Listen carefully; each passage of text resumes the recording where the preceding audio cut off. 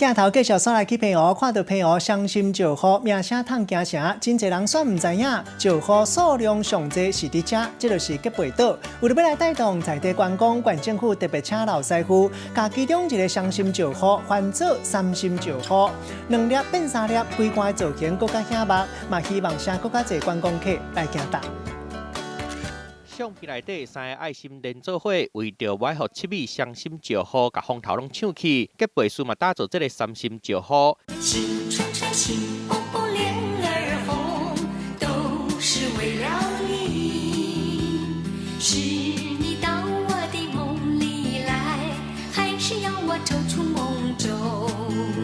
心连心的画面嘛，互人想到有名的老歌，所以嘛有人把这个三心石虎叫做一更心。7米伤心石虎是澎湖真有代表性的地标，嘛互人叫做上水的石虎。不过石虎数量上济所在，其实伫吉贝斯。